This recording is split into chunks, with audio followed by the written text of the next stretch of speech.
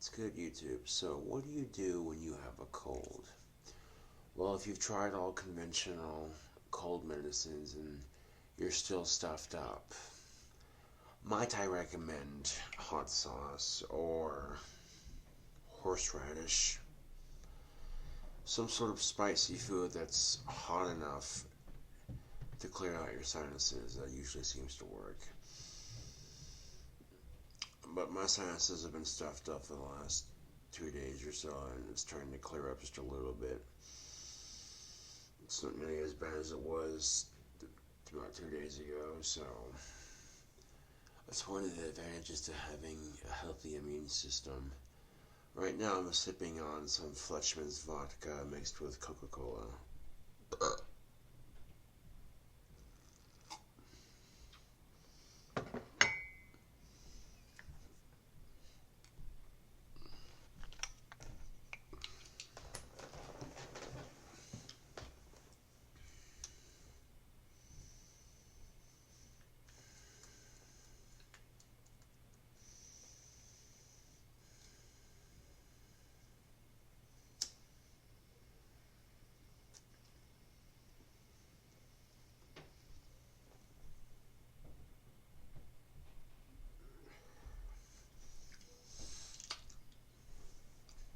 Yeah.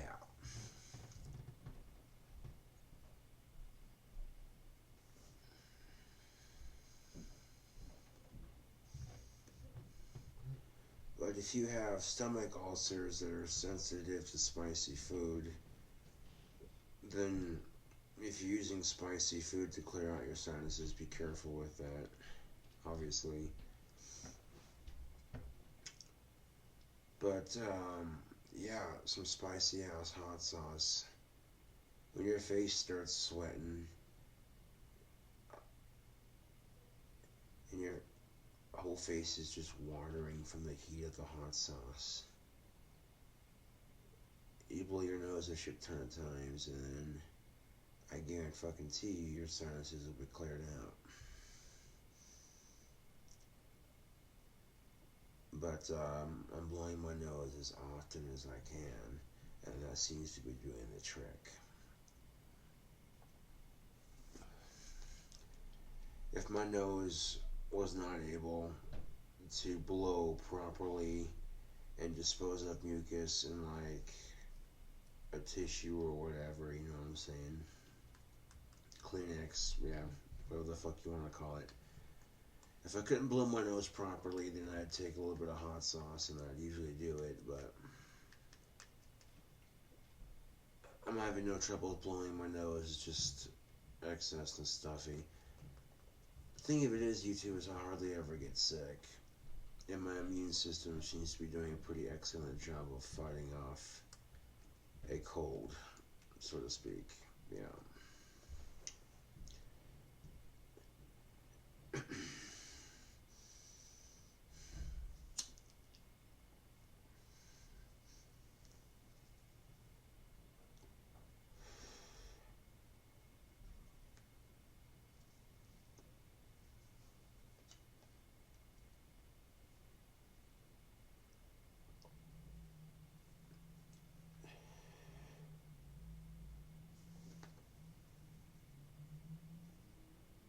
Oh damn.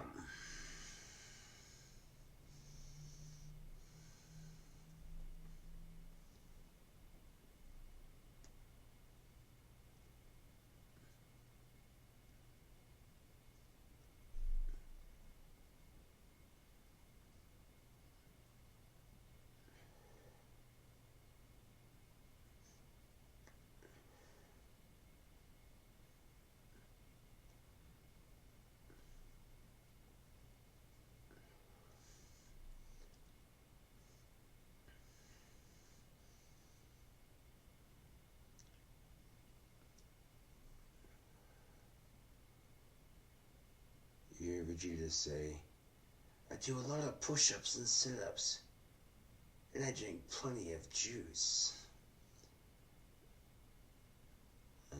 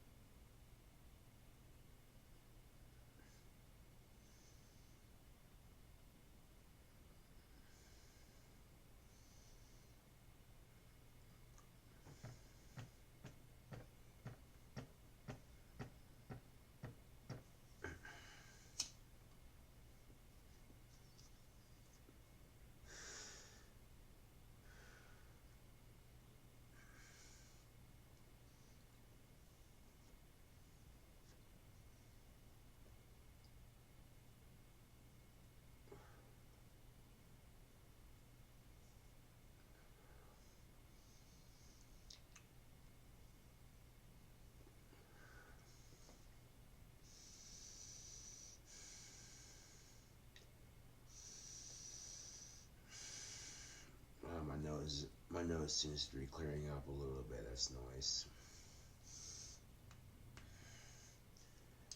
I tell you what, if I'm job hunting online, what have you, on the offhand chance that one or two people might call me back, I can't have me being sick. You know what I'm saying, YouTube? And obviously, if I go in for an interview, I don't go in dressed like this. This is how I normally dress. You know what I'm saying?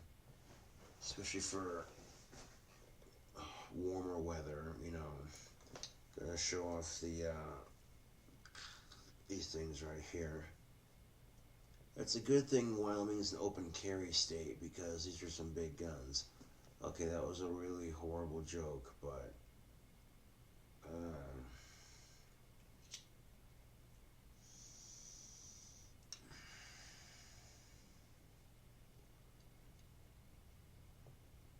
some of you out there, some of you dudes out there are probably wondering, how do you grow stuff out like this? It's quite easy if you know what you're doing. Now, normally when you shave, you notice that your face grows stubble. Well, in between shaving, what you do is you leave the stubble on your chin or on your upper lip or underneath your lip or whatever, you know what I'm saying? And you shave the rest of the stubble off completely. And you keep doing that between shave cycles. Eventually, if you're like me, you got this scruff right here. You know what I'm saying? Like, legitly. You know what I'm saying? And, yeah.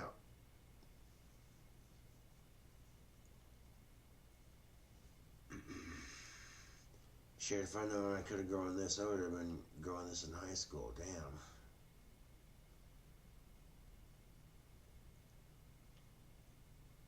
But to grow something like this does take me at least a couple months, but it is most definitely doable. Yeah.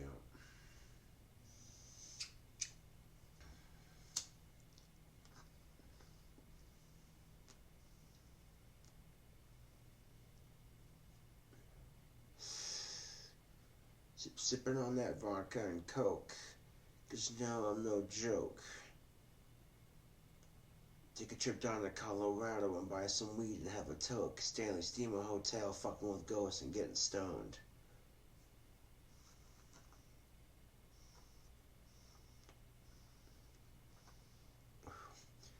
You can't tell me that wouldn't be a dope ass video.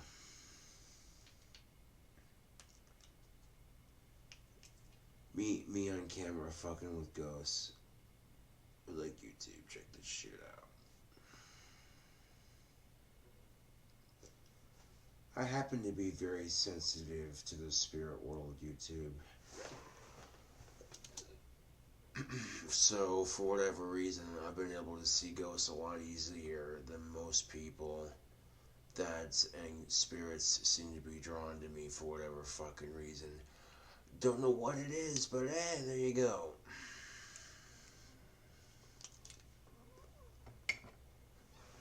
I mean, I'm not really bitching about it. It is kind of cool to have that.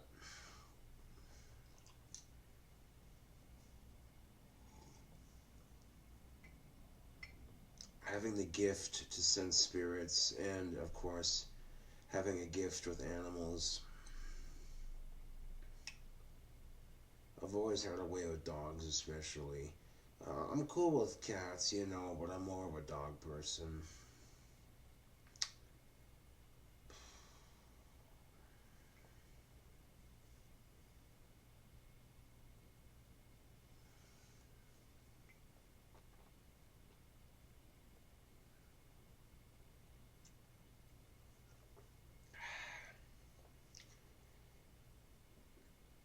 Yeah, one of my, I have two friends that have severe epilepsy.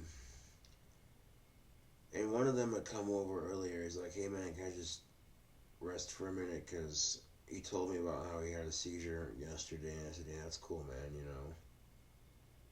It would calm his endorphins just enough to where he wouldn't convulge and shit. And, yeah, he went to go do his thing and hang out with some other people, yeah. He wasn't asking to stay here, mind you. And if anyone had asked to crash overnight, I'd be like, nah, dude, I can't do that.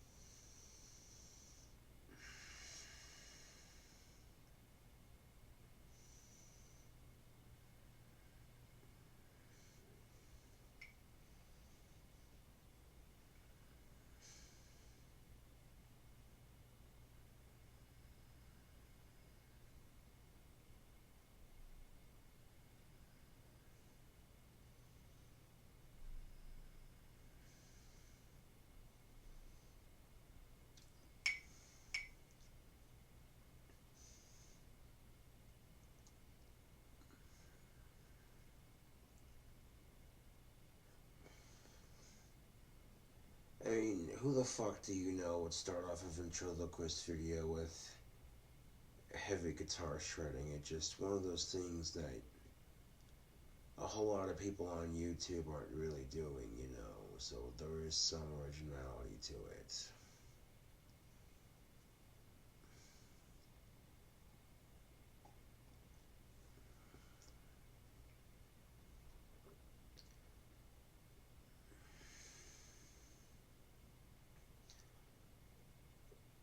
As most of the jokes told in that Sean Saunders skit were perfectly PC, and then they got a little dark and twisted, and then politically incorrect, and then yeah, there you go.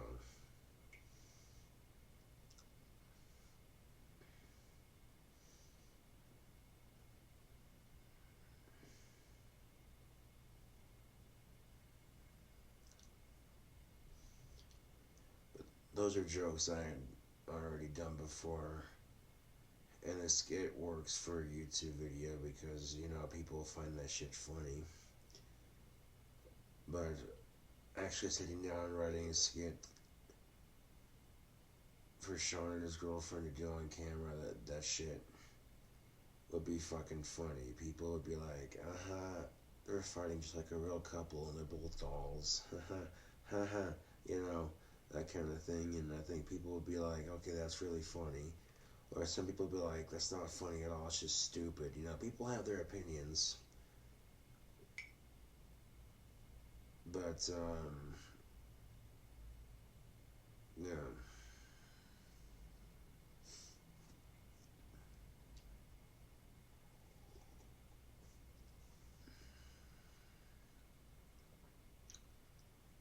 Hey, check my PayPal and think about Saturday-ish. I want to order some pipe tobacco.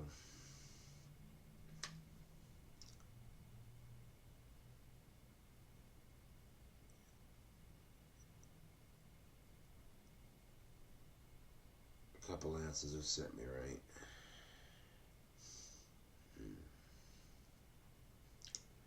I was reading the description for the McCherry blend from McKinland on pipesandcigars.com. And the description, I'm like, alright, that sounds like a pretty tasty pipe tobacco. Then I was checking the stats on it. The strength of the tobacco is a mild to medium. And the room note is a full 4, which is, according to pipesandcigars.com, distinct.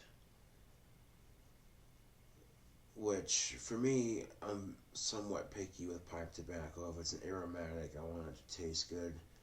I want it to smell just as good as it tastes, and I want it to have a nice little nicotine kick to it, you know what I'm saying?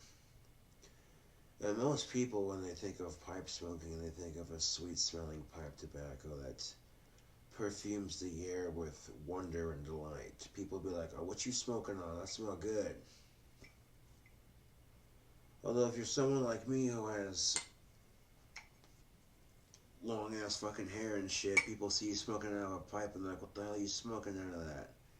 It's tobacco. What do you think it is? You thought it was the other thing? Oh wow, okay, that's kind of a cliche, my friend. Just because I got long ass hair, fucking whatever. But that's to be expected. Most people think of pipe smokers as older gentlemen, or like a doctor or some sort of, or you know what I'm saying, this fucking cliche pipe smoker stereotypes of sorts. Yes, but it's like what the fuck ever, dude.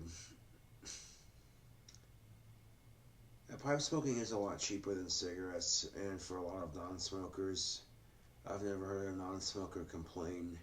I never heard a non-smoker complain about a sweet-smelling pipe tobacco. The thing that'll get you on pipe smoking, though, is some pipes do get rather expensive.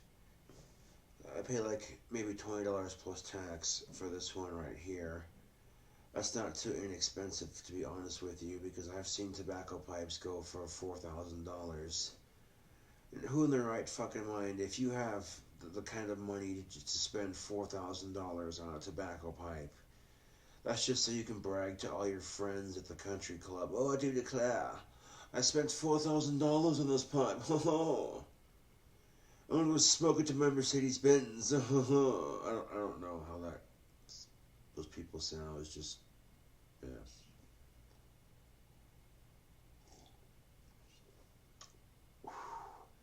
But that Fleischmann's vodka's got a nice burn to it, and the Coca-Cola gives it a sweet taste, and it smooths out the burn quite nicely.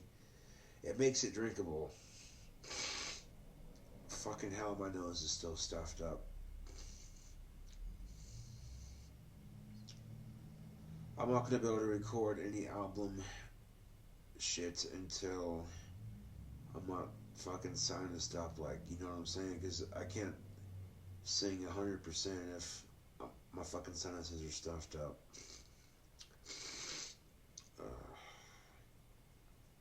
Now, all things considered, I didn't get sick hardly at all winter, maybe like once or twice, and it was mild at best. And the sinus pressure's fairly mild. My immune system seems to be doing an excellent job of preventing myself from getting sick. It's a mindset, really. I says to myself, I'm job hunting, man. I can't afford to be sick if someone calls me in for an interview and offers me a job. Fuck that. You know what I'm saying? Fuck that. Pardon my French, but fuck that.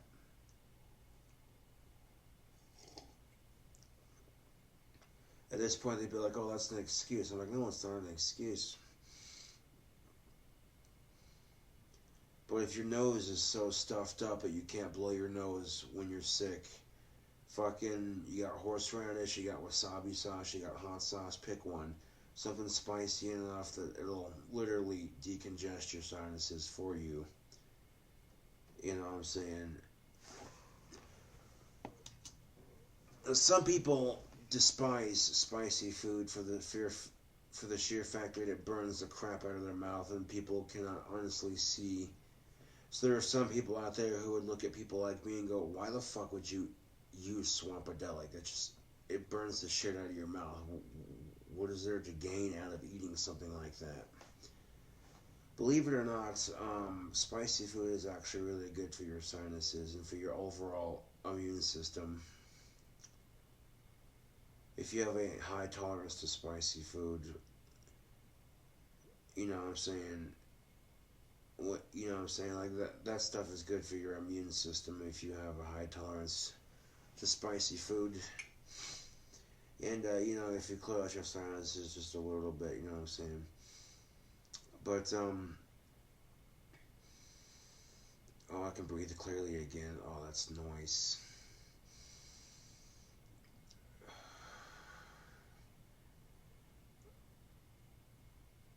I started to get a sore throat last night, but it went away instantly. Like my body was prepared for this shit. Like, we ain't getting sick. not when I got my next album to produce, and not when I'm job hunting. I can't afford to be sick, man. Fuck that shit. You know, if I'm producing my 8th album and job hunting, I can't be sick. What, you know what I'm saying? Like, that's just, no. Mm-mm. Nope. Oh.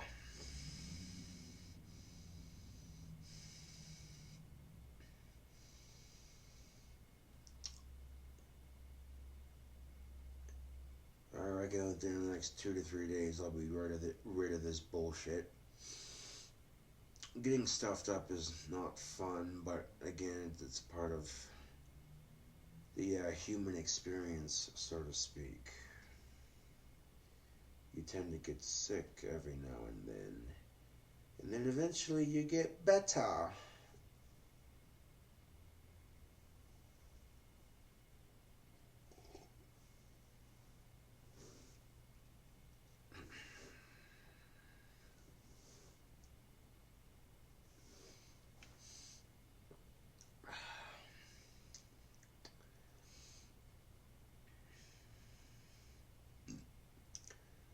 Well, the Coke and vodka mixed in this cup is quite delicious, I do declare. A nice way to cap off the evening. There we go. Enunciate our words. How now, brown cow? The train drives through Spain while the plane flies over in the rain. See, if I didn't give myself shit, nobody else would. uh,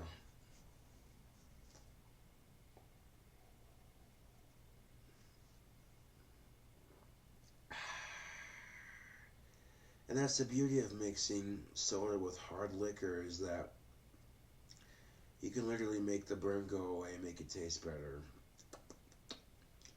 Fleischmann's or Partners by themselves, they're not bad if you're into vodka. The cheap vodka, you know what I'm saying? But like, you can mix it with damn near anything, and you know, if vodka and Coke wasn't your thing, then you could do a screwdriver of vodka and orange juice. And vodka and orange juice is delicious. I don't care what anyone fucking says.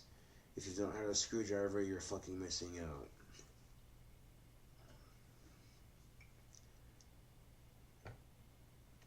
And the nice thing about some vodkas are they're like dirt cheap and super strong in alcohol. So you know, you really cannot argue with that logic right there. I mean, it's cheap and it gets you fucked up. Well, I'll be damned. That's the deal of a century right there. And the beauty of being 26 is they can't say shit about it. They can't be like, "Oh, I'm sorry, you're drinking. That's not allowed." Kiss my Asperger's. I'm 26. I can legitly use that because I have Asperger's, and that shit is funny. Every time a troll talks shit, kiss my Asperger's. You know what I legitly tell trolls though? Is my dick out? No. Then why is your mouth open? Quit talking shit. Do you want some toilet paper for your mouth? Do you want some toilet paper for your mouth because you're talking a lot of shit? Get a little shit stain in your mouth. And the thing you have to... Oh, come on, photo booth. Unfreeze. You can do it. There it goes. Yeah. The thing you have to do, YouTube, is you have to stay vigilant. The harder people try to fuck with you on YouTube, you gotta stay strong and continue to make videos, because if you give up and quit making videos, then you're letting those fuckers win, and that's not what we want. The reason why people fuck with you is because they're jealous of certain aspects of what I do. Not afraid to be myself, or actually somewhat decent at music, and that unnerves them. They see me getting more popular on YouTube, and which means they gotta come up with a more clever way to fuck with me. And I still sitting here saying fuck the trolls. Yeah.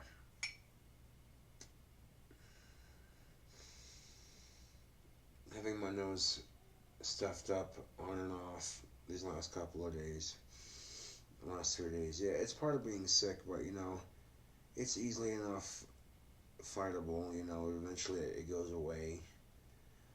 my immune system's doing a pretty decent job of fighting it off. It's not hitting me super hard at all. Most people who get sick, if their immune system's weak, something like this, they'd be like, "Oh my life, fuck it, like I don't know." No. Me, I'm like, fucking okay, immune system, do your shit.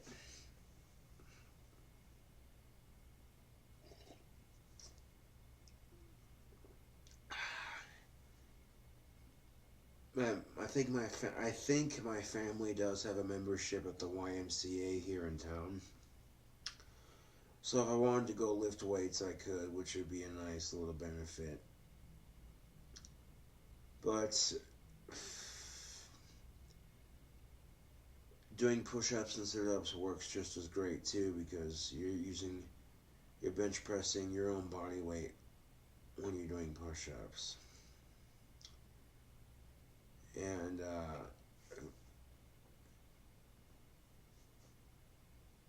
I could get super fucking ripped, and people wouldn't want to fuck with me. Most people don't want to fuck with me now, but you know, if I were super fucking ripped, people would be stupid to fuck with me because I'd probably smash their skull into the pavement. You'd hear it shatter, and they'd be like, "Oh shit, they tripped. I don't know what happened."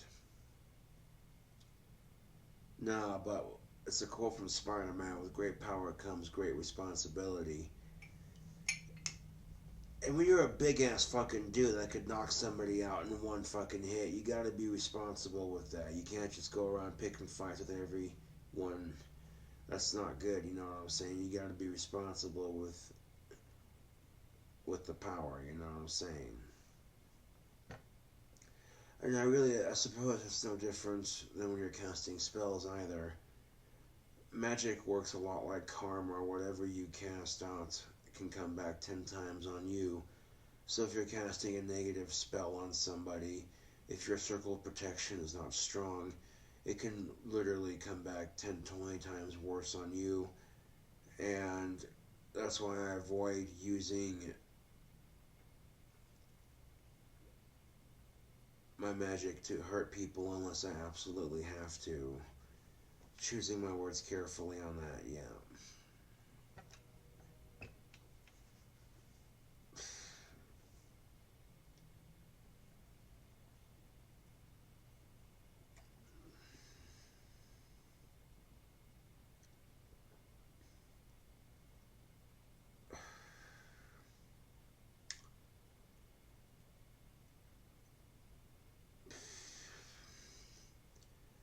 This cup's just about empty, and that'll be the last of it for the evening, folks.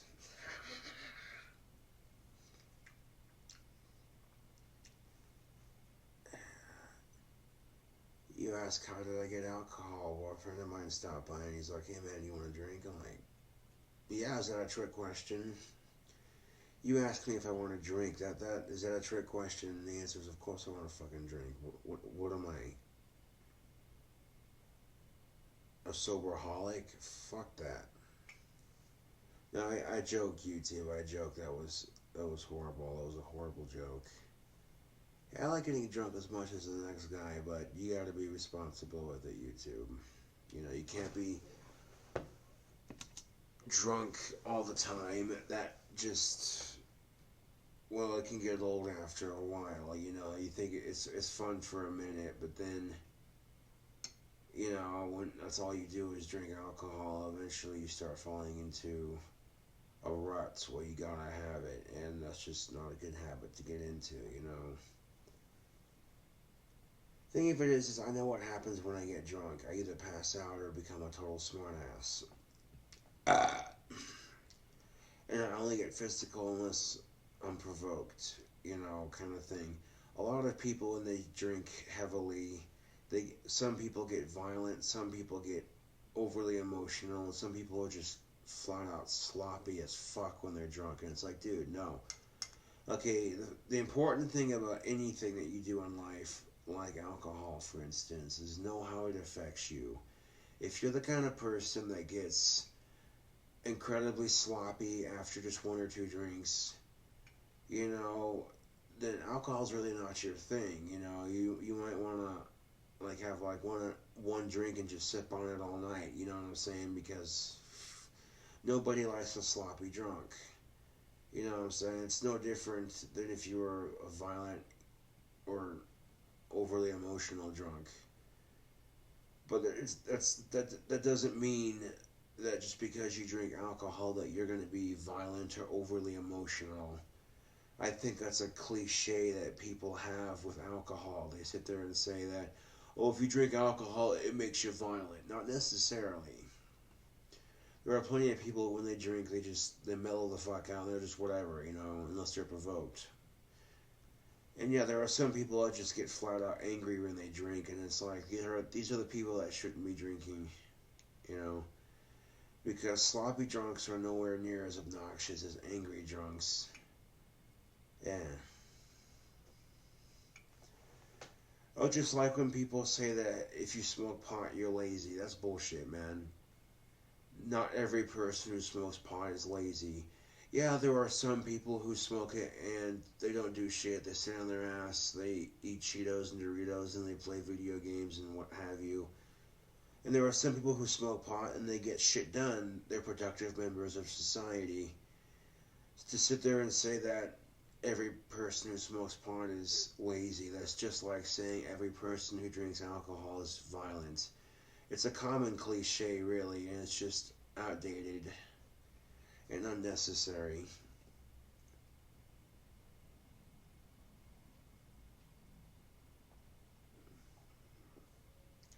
Most people will be shocked to find out that our first president, George Washington, the very first president of the United States, George Washington himself, smoked cannabis and snorted cocaine. Don't believe me? Look it up. Go ahead, look it up. I'll sit here and I'll wait.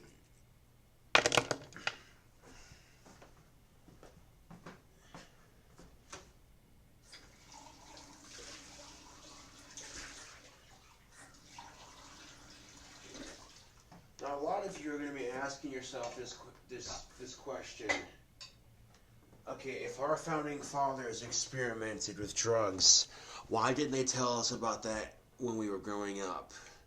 In school, why do they neglect to mention that Benjamin Franklin wore clothing made out of hemp?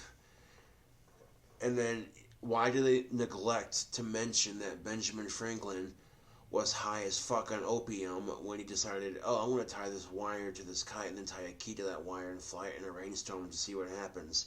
And lo and behold, he discovered electricity. Why do they neglect to tell us that Thomas Edison and his buddies were all smoking pot and doing various other drugs, and they came up with the light bulb?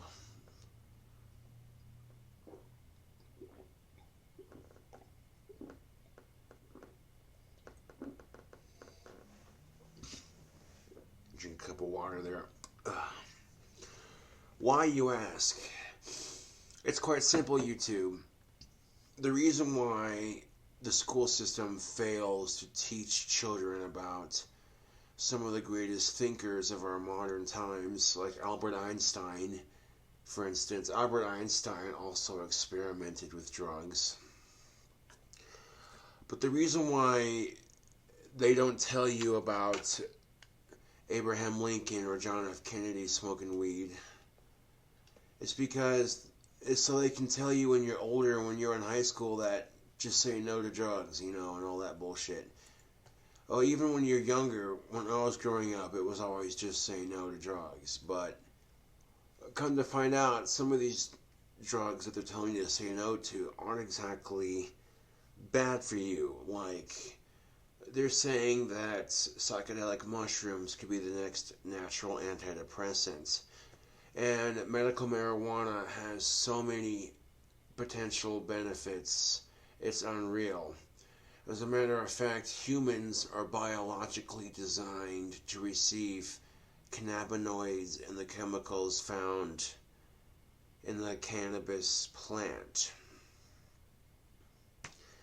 And again, these are all facts that I've gathered while doing my research. If you don't believe me, you can Google it yourself. You have Google at your fingertips. It is a wonderful tool to use. If you Google the endocannabinoid system, every human has one. These are cannabinoids between nerve cells in our bodies. And these little cannabinoids are designed to receive all the wonderful medical benefits from marijuana when it's ingested into the human body.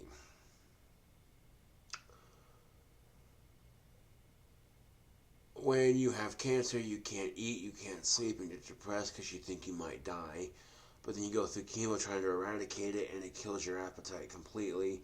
You start smoking the weed, all of a sudden you have a better outlook on life. It gives you an appetite back, and it numbs the pain of the chemo. So then you keep smoking it, and eventually you might actually beat it. That's because cannabis cures 7 out of 10 people when it comes to cancer. But chemotherapy kills 7 out of 10 people. Most people don't know that, but there you go. But if chemotherapy kills 7 out of 10 people, whereas cannabis cures 7 out of 10 people, why the fuck are they using chemotherapy instead of cannabis? Because, quite simply, pharmaceutical companies, drug companies, they're all a bunch of greedy bastards. They think there's far more money to be made in keeping somebody sick than actually fixing the problem. Quite often you'll see this with not just chemotherapy, but any, or most likely not any prescription pill, but a lot of prescription pills that have all these nasty ass side effects that outweigh the cost for taking them in the first place. You're taking a pill for one thing that you have, and you get like 20 unwanted side effects, and that is that factor coming into play, is that they can keep you sick. Then you're constantly going to the doctor, and you're constantly going, doctor, I'm sick, I don't know what the fuck's wrong, blah blah blah blah. Well, here, take this will go make this go away. That's usually how that goes. That doesn't mean that going to the doctors is a bad thing, because it's not. You know what I'm saying? But quite often, and this is the society we live in, if you get caught with a marijuana cigarette, people might look at you like you're a drug addict, but at the same time, you can go to the doctor's office, and the doctor can gladly write you a prescription for morphine pills. So the very same society that sits there and says, "Oh, you're a drug addict if you smoke a joint," but that very same society doesn't have a problem when the doctors write unnecessary prescriptions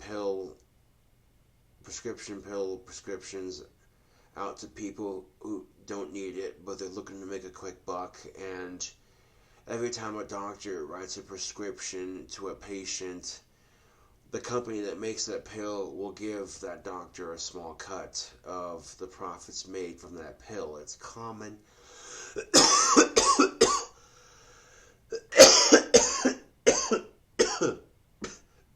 knowledge. Ooh. See, normally I don't cough like that. Normally I'm not stuffed up like this, but there you go. Just a very mild sinus cold. Nothing my awesome immune system can't handle.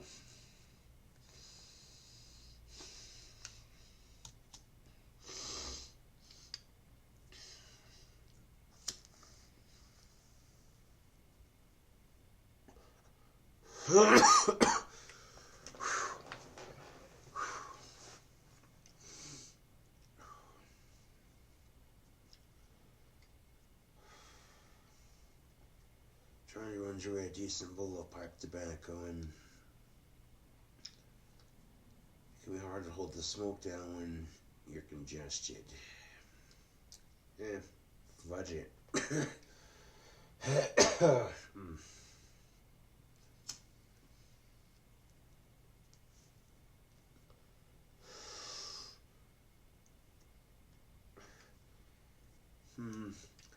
That stem is clogged.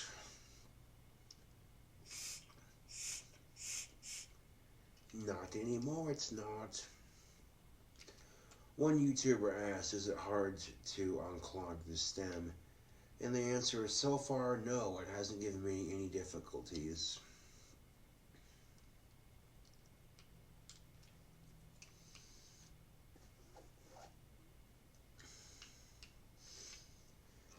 But that can be the biggest thing with smoking a pipe, really, is when the stem gets clogged. You gotta unclog it.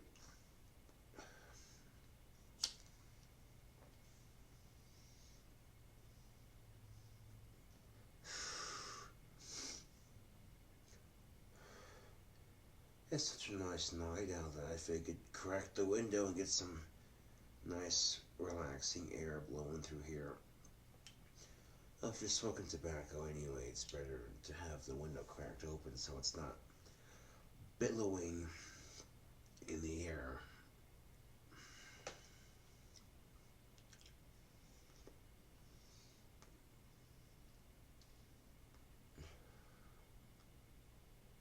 When it's a doctor's job to make you better, not worse.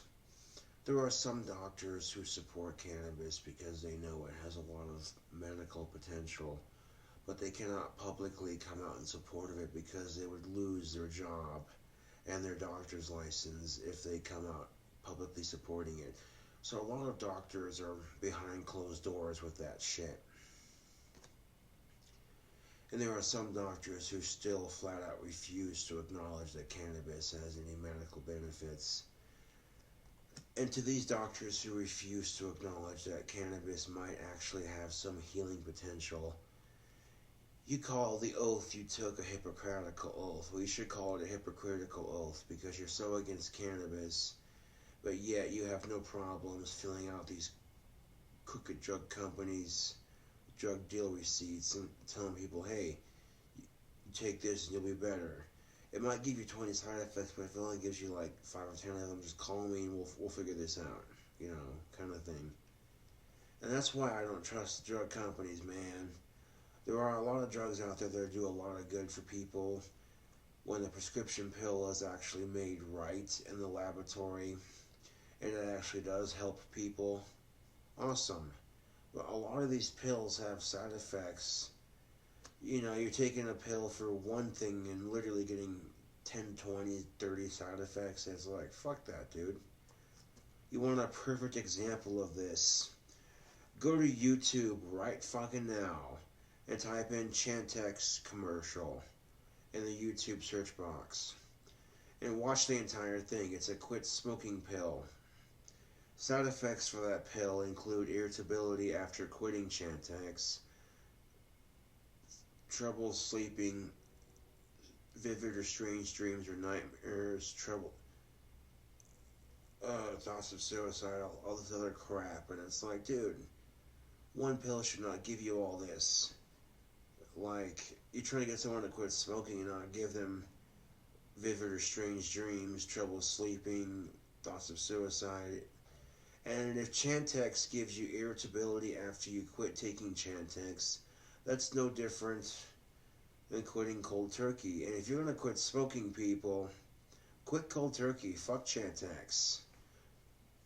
Some of the vapor pens are alright, like the flavors are tasty, but I prefer old school convenient tobacco, you know what I'm saying? Like, inhaling a water-based vapor just doesn't feel natural to me, you know.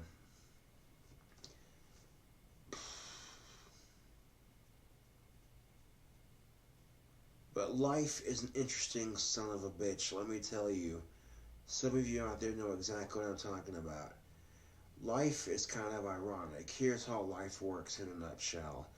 If you're a long-time smoker and you say you're going to quit smoking, and you actually make an effort to quit smoking, one day life is going to be like, alright, I want to give this person the worst day they've ever fucking had, to the point where they're going to want a cigarette so fucking bad, and they're going to run into somebody who's smoking one on the side of the street, waiting for the bus or whatever, and that'll tempt that person into asking that other person for a cigarette. That's how life works. You say you're going to do something, that's when life puts you to the test. For me, it's controlling my temper. That's when life's like, oh, you say you're going to control your temper? Okay, well, we're going to have 10 to 20 things go wrong and fuck up just to see if you're being serious or not. Huh.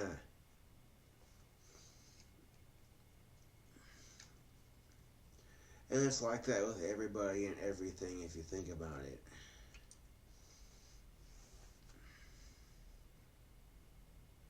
Yeah.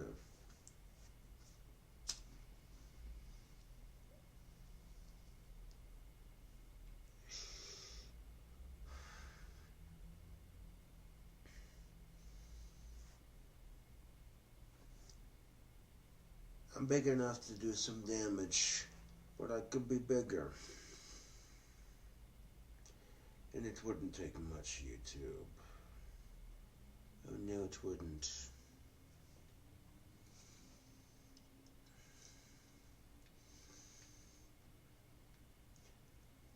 Come Saturday, I'll transfer some money to my bank account, and then some of that money I'll use to buy some pipe tobacco. Yeah.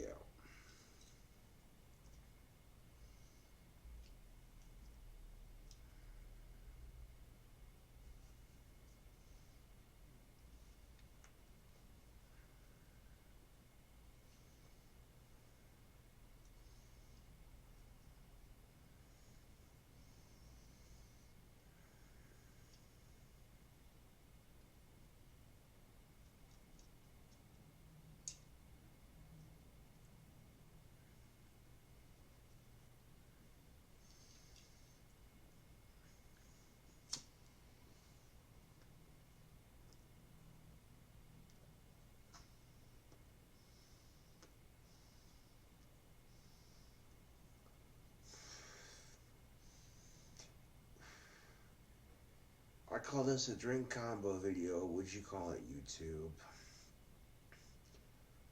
I think drink combo is the appropriate word for it.